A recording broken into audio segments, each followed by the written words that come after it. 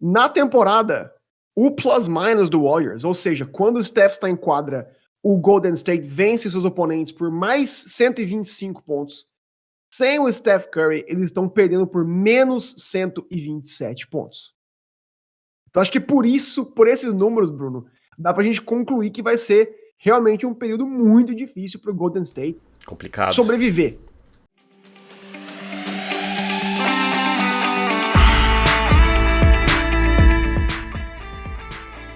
Vamos lá, Filipão, começando mais um bloco aqui do 3 pontos e a falta, e o assunto hoje é Golden State Warriors, mais especificamente o Steph Curry, que teve uma lesão, né? Ele teve uma subluxação no ombro esquerdo, né? Ele se machucou durante a partida contra o Pacers lá em Indiana, e não tem ainda uma previsão exata de quanto tempo ele vai ficar fora. Eles estão dizendo que vai ser algumas semanas, mas não tem um prazo exato. Aparentemente não é uma lesão tão séria quanto se está imaginando, mas é uma lesão que vem, de qualquer modo, em um período crucial para a temporada regular, que é exatamente esse batidão de jogos que a gente tem no final do ano, aí, resultando, né, inclusive, culminando na rodada de Natal. Então, Filipão, vamos aqui começar aqui antes da gente entrar no assunto.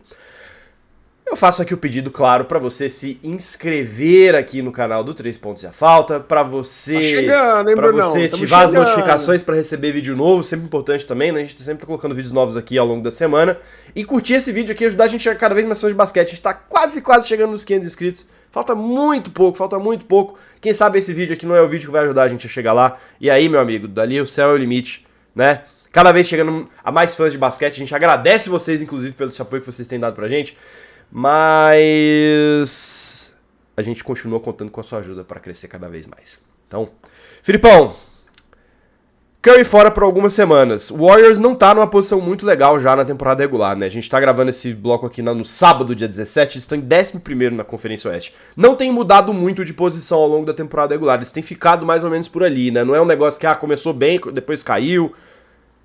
Tem sido esse o problema. A gente, inclusive, já debateu muito sobre os problemas do Warriors em si, geral, da temporada passada pra essa, né? Tem vídeo aqui no canal, a gente recomenda que você entre, tem playlist do Warriors, pra vocês entenderem que teve muita mudança no elenco, que também foi importante pra explicar por que eles estão, né? Por que o atual campeão tá em 11º no Oeste.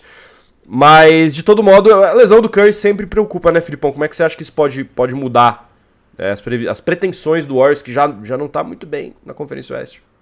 Brunão, para o ouvinte entender o tamanho do prejuízo do Golden State Warriors sem o seu líder, sem o Steph Curry, sem o atual MVP das finais, o Warriors até então, Bruno, na temporada jogou 970 posses de bola sem o Steph Curry. Eles perderam por 10 pontos a cada 100 posses de bola para o seu oponente. Na temporada, o plus-minus do Warriors, ou seja, quando o Steph está em quadra, o Golden State vence seus oponentes por mais 125 pontos.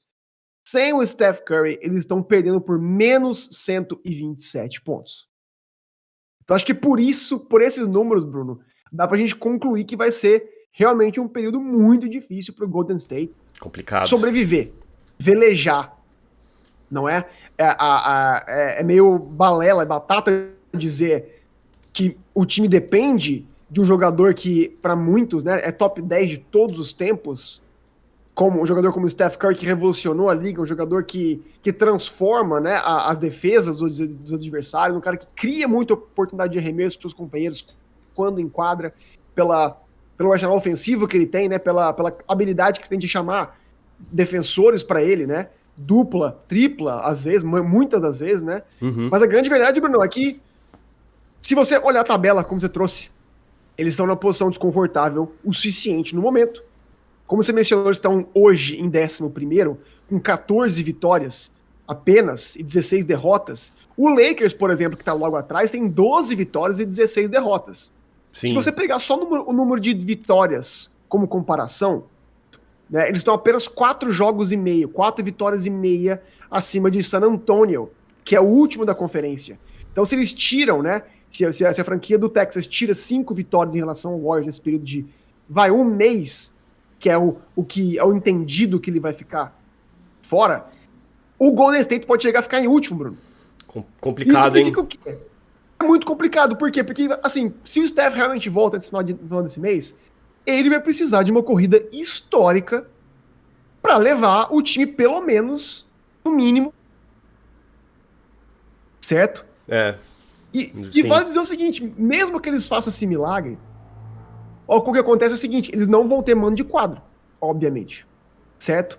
E levando isso em consideração que o Golden State Warriors é um time ainda mais nessa temporada do que nunca, depende tanto do seu mando de quadra, dado que eles têm o pior recorde, Brunão, fora de casa, eles têm 2 vitórias e 14 derrotas jogando fora de seus domínios, fora da Oracle Center, em São Francisco, cara, eles estão numa situação muito delicada, mesmo, né? E agora dá pra gente entender o tamanho do prejuízo que eles podem chegar a ter sem a sua principal estrela.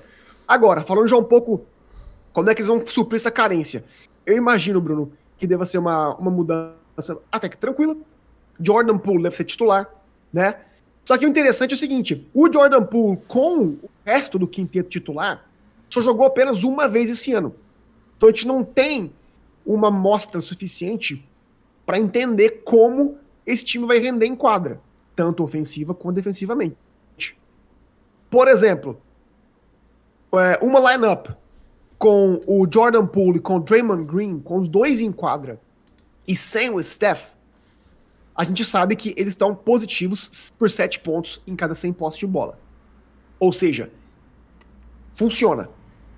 Né? Uhum. A gente já vê que não vai ser uma defasagem defensiva tão grande. Ou seja, o que eu tô querendo dizer, Bruno, pro nosso espectador é que dá para minimizar esse buraco. Dá para ter esperança ainda de pelo menos competir nesses jogos.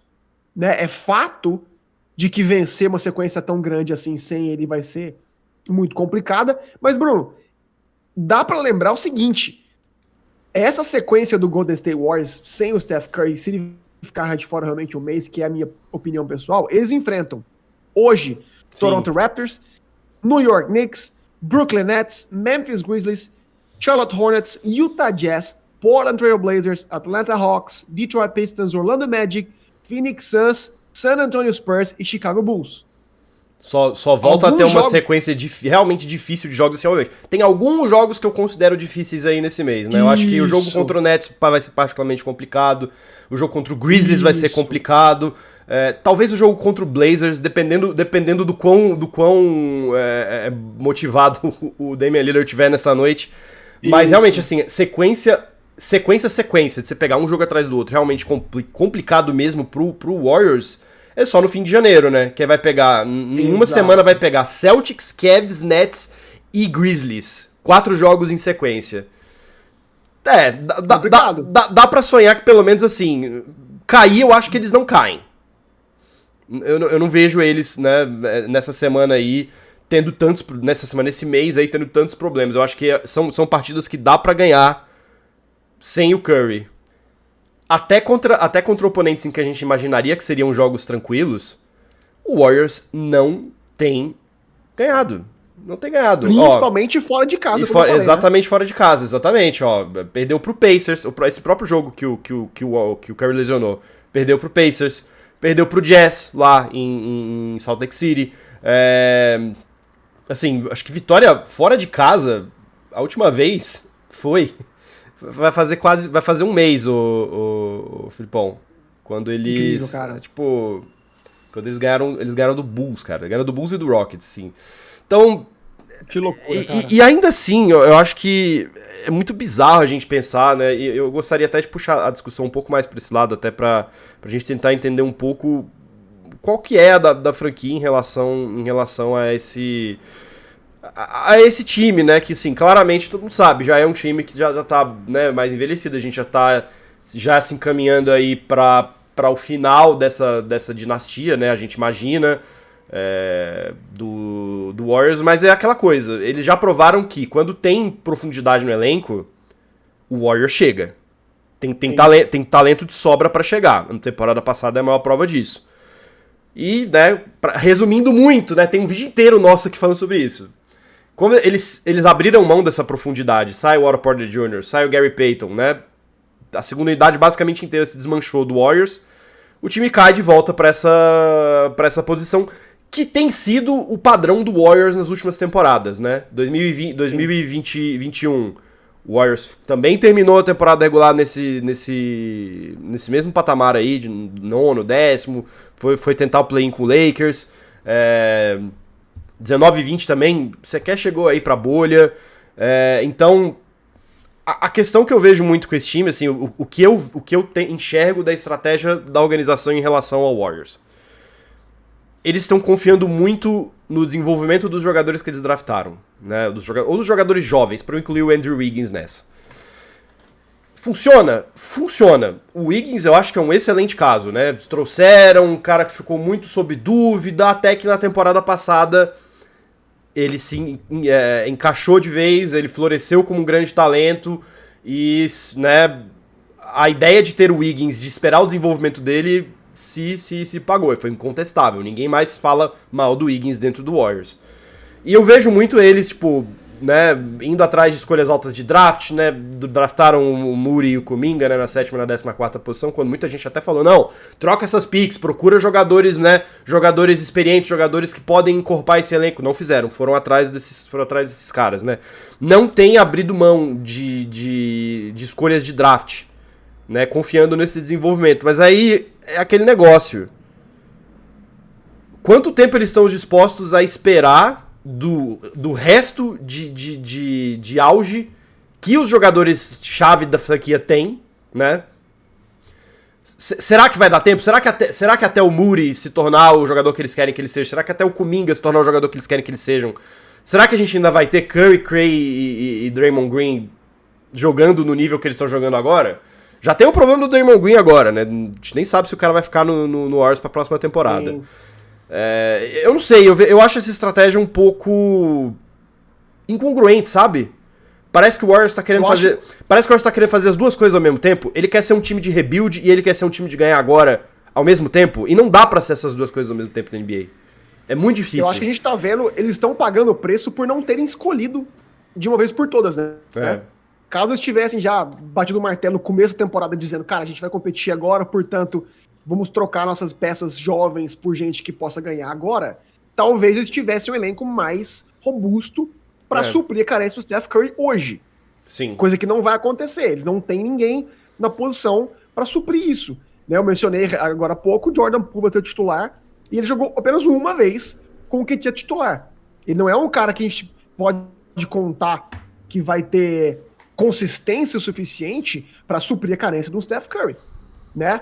O Klay Thompson, por exemplo, também vai ser chave nesse período, porque ele vai ter que assumir essa responsabilidade ofensiva, mas ele também já é um cara em declínio, que a gente não sabe o que esperar dele toda noite.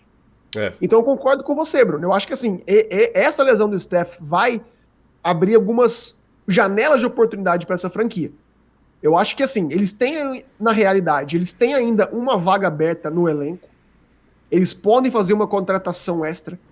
Algum free agent, algum jogador que esteja na G-League, pode chegar a suprir essa carência. Um armador no mercado não é fácil de achar, mas talvez eles façam essa aposta e mantenham o elenco. Ou, como você mencionou, Bruno, entende que talvez esses talentos jovens estejam mais longe do seu potencial do que eles imaginavam, e fazer um pacote, por exemplo, com o James Wiseman, que está na G-League, que claramente não atendeu as expectativas, com o Moses Moody também, que se esperava muito dele, principalmente pela Summer League, ele não está correspondendo, e vai atrás de alguém decente. Vai atrás de algum time que está querendo tancar, vai atrás de Utah Jazz, por exemplo, pega um Jordan Clarkson, né? Exatamente o nome que eu ia trazer. Eu acho que ele é perfeito para esse Warriors. Vai atrás do Chicago Bulls e oferece alguém pelo, não sei, um pacote maior para um Zach LaVine, não sei, cara. Mas a questão é que o Warriors, sim, tem peças. Eles têm cartas à mesa para movimentar e fazer alguma coisa interessante para salvar ainda, Brunão, essas poucas oportunidades que eles vão ter de ganhar ainda com esse elenco, sim. Eu acho muito estranho, assim, e é aquela questão que, pra mim, é ainda mais difícil de entender, porque, assim, claramente os donos do Warriors, pra eles dinheiro não é problema. os caras pagam o imposto lá, o Luxury Tax, né, que é quando você ultrapassa o teto, você tem que vai pagando. O Warriors paga isso aí há muito tempo, né, e tem feito isso para conseguir manter o seu Big Three, né, no elenco, né, eles não querem abrir mão disso, né. Então, assim, se o problema é esse, cara, tipo, se você já tá acima do teto, pô, vai de uma vez, cara, aproveita, velho. O Warriors, pra mim, se tivesse um elenco minimamente de suporte, minimamente mais completo do que eles têm hoje, cara, estaria brigando pelo título, eu acho. Conseguiria, ou no mínimo, estaria muito seguro pra uma vaga nos playoffs, não estaria passando por isso. Porque eu acho estranho, assim, né? Pra mim é muito estranho você ter o time que tá lá, naquela zona 9ª, 10ª posição, e na temporada os caras ganham, e depois eles voltam pra 10º, tipo, é muito estranho esportivamente falando, assim.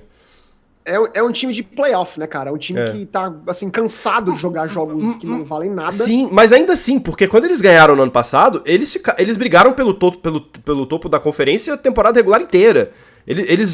Foi primeiro, segundo e terceiro, eles nunca saíram do top 3, assim, então... mesmo assim, tipo, beleza, é um time que tá muito mais focado em jogar o playoff e ganhar nos playoffs. Tudo bem, isso aí é perfeitamente plausível. Pô, os caras não estão conseguindo nem chegar, tá ligado? Sei lá, é estranho. É uma situação muito complicada mesmo, cara. Essa queda de rendimento, principalmente fora de casa, né, do ponto de vista defensivo, cara, é difícil de entender. Eu acho que expõe, obviamente, essa falta de profundidade do elenco, que você não pode contar, que você não tem peças para misturar com esse quinteto inicial, que é muito bom, que ainda assim é um dos melhores lineups da liga ainda. Só que quando você começa a misturar, né? Quando você tira um desses caras de quadra, principalmente o Steph Curry, né? O time sofre muito. Mas então, é uma ótima lineup, mas não é mais uma lineup que consegue jogar um jogo inteiro, né? Exatamente. Precisa rotacionar. Depender disso muito. Então, assim, só pra gente envelopar o que você falou, Bruno, é realmente complicado. Uma situação que vai mexer nas feridas do Warriors pra obrigá-los a tomar uma posição. Porque, cara, se alguém tá cogitando tancar com esse time, cara, não faz sentido algum. Não tô dizendo que é ruim tentar pegar o Wembanyama. Tô dizendo que, cara, quando você tem um elenco envelhecido, né, com caras tão vencedores como o Klay Thompson, como o Draymond Green, como o Steph Curry, né, como esses caras que mudaram a liga, cara, não faz sentido você falar assim, vamos jogar fora essa temporada. Porque, como você mencionou, Bruno, o ano que vem talvez eles nem estejam mais lá. O Draymond Green é sabido, né, que eles não têm espaço na folha salarial para contratá-lo de volta, junto com todos os contratos que eles esperam renovar o ano que vem. Sim. Né? Eles já renovaram o Wiggins, já renovaram o Poole, ou seja, eles não conseguem trazer o Draymond Green de volta pro Max, que é o que ele quer. Então, ou seja, talvez o Draymond não esteja lá o ano que vem.